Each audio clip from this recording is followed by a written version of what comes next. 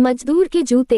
एक बार एक शिक्षक संपन्न परिवार से संबंध रखने वाले एक युवा शिष्य के साथ कहीं टहलने निकले। उन्होंने देखा कि रास्ते में पुराने हो चुके एक जोड़ी जूते उतरे पड़े हैं, जो संभवतः पास के खेत में काम कर रहे गरीब मजदूर के थे, जो अब अपना काम खत्म कर घर वापस जाने की तैयारी कर रहा था। शिष्य को मजाक सूझा। उसने शिक्षक से कहा, गुरुजी, क्यों न हम ये जूते कहीं छिपाकर झाड़ियों के पीछे छिप जाएं? जब वो मजदूर इन्हें यहाँ नहीं पाकर घबराएगा तो बड़ा मजा आएगा।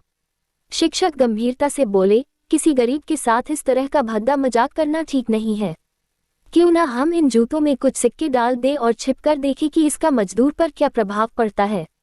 शिष्य ने ऐसा ही किया और दोनों पास की झाड़ियों में छुप गए।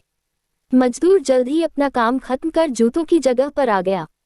उसने जैसे ही एक पैर जूते में डाले, उसे किसी कठोर चीज का आभास हुआ। उसने जल्दी से जूते हाथ में लिए और देखा कि अंदर कुछ सिक्के पड़े थे।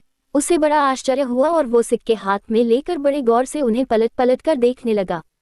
फिर उसने इधर उधर देखने लगा। दूर दूर तक कोई नजर नहीं आया तो उसने सिक्के अपनी जेब में डाल लिए। अब उसने दूसरा जूता उठाया, उसमें भी सिक्के पड़े थे। मजदूर भाव विभोर हो गया, उसकी आंखों में आंसू आ गए। उसने हाथ जोड़ ऊपर देखते हुए कहा, हे भगवान, समय पर प्राप्त सहायता के लिए उस अनजान सहायक का लाख लाख धन्यवाद। उसकी सहायता और दयालुता के कारण आज मेरी बीमार पत्नी को दवा और भूखे बच्चों को रोटी मिल सकेगी। मजदूर की बातें सुन शिष्य की आंखें भर आईं। शिक्षक ने शिष्य से कहा, क्या तुम्हारी मजाक वाली बात की अपेक्षा जूते में सिक्का डालने से तुम्हें कम खुशी मिली? शिष्य बोला, आपने आज मुझे जो पाठ पाया है उसे मैं जीवन भर नहीं भूलूंगा। आज मैं उन शब्दों का मतलब समझ गया हूँ जिन्हें मैं पहले कभी नहीं समझ पाया था, कि लेने की अपेक्षा देना कहीं अधिक आनंददायी है।